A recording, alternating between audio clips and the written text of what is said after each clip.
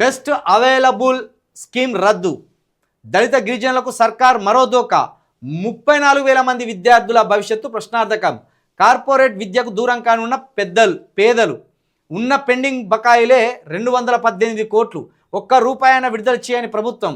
పథకం నుంచి వైదొలిగేందుకు 238 స్కూలు సిద్ధం. ఇప్పటికే కలెక్టర్లకు యాజమాన్యాల నోటీసులు రద్దు చేస్తున్నట్టు ప్రభుత్వ పెద్దలే చెప్తున్నారని వెల్లడి.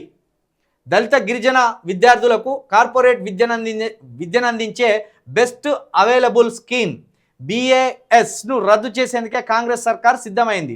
నిధులు విడుదల చేయలేక ఏకంగా ఈ పథకాన్ని అటకెక్కించాలని సర్కారే నిర్ణయించినట్టు సమాచారం. ఈ స్కీమ్ను రద్దు చేస్తున్నట్టుగా ప్రభుత్వ పెద్దలే తమతో చెప్పినట్టు పాఠశాల యాజమాన్యాలు వెల్లడించాయి. దీంతో రాష్ట్ర వ్యాప్తంగా 34,000 మంది దళిత గిరిజన విద్యార్థుల భవిష్యత్తు ప్రశ్నార్థకంగా కానుంది. ఇక ఇదంతా చదివే కంటే ఒకటి అర్థం చేసుకోవాలి. ఇక్కడ దళితులు క్రిస్టియన్ ఇంట్లోకి పోతే SC హోదా రద్దు, దళితులు ఉన్నత విద్యలు చదువుకోవాలని పెట్టిన స్కీమ్లను రద్దు. ఒక దళితులే కాదు, గిరిజనులు కూడా. ఈ దేశంలో మొట్టమొదట బాధితులు ఎవరైనా ఉన్నారంటే అది గిరిజనులు, దళితులే. వీళ్ళు ఏకం కావాల్సిందే. వీళ్ళు ఏకమైతే 31 ఎమ్మెల్యే సీట్లు మన చేతిలో ఉన్నట్టే. ఇది అర్థం చేసుకోండి.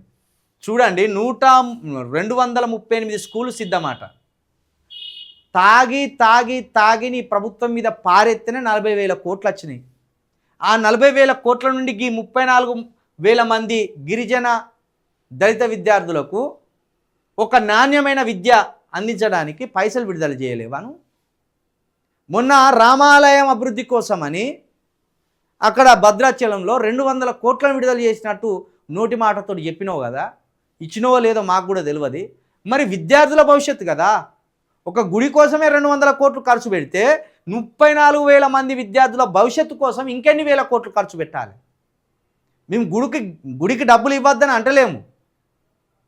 గుడి మీదనే నీకు గంత ధ్యాస ఉంటే బడి మీద ఎంత ధ్యాస ఉండాలి, విద్యార్థుల భవిష్యత్తు మీద ఎంత ధ్యాస ఉండాలి అనేది మా ప్రశ్న. కాబట్టి ప్రభుత్వాలు దళిత గిరిజనులు బాగుపడితే ఓర్చుకోలేవు, కళ్ళమటతనంతో ఉంటాయి అనేది మరొకసారి ఇక్కడ బయటపడ్డది. 238 స్కూళ్ళకి ఇవ్వవలసిన డబ్బులు ఇవ్వలేదు.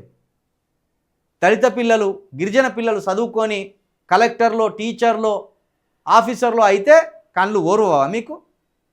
కార్పొరేట్ స్కూళ్ళు పెట్టి మళ్ళీ కోటాను కోట్లకు సంపాదించినోనికి మాత్రమే విద్య అందేటట్టు చేస్తారా మీరు? అందుకేనా ప్రైవేట్ స్కూళ్ళకు పోయి మీరు ప్రారంభోత్సవాలు చేసేది రేవంత్ రెడ్డి గారు? తక్షణమే ఆ నిధులు విడుదల చేయాలి, ఆ పథకాన్ని అట్లనే కొనసాగించాలి. విదేశీ విద్య కోసం 10 లక్షలు ఇస్తాం మేము దళిత విద్యార్థులకు అన్నాం. మరి ఈ స్కూల్ ఎందుకు ఇట్లా మూత పెడతాను? ఈ పథకాన్ని ఎందుకు ఇట్లా మూత పెడతాను? 17 ఏళ్ళుగా అమల్లో ఉన్నదాన్ని ఒక్క దెబ్బతోటి మూత పెడతాను. దీని మీద కూడా దళిత సంఘాలు, గిరిజన సంఘాలు అప్రమత్తమై ఉండాలి ఎప్పటికప్పుడు.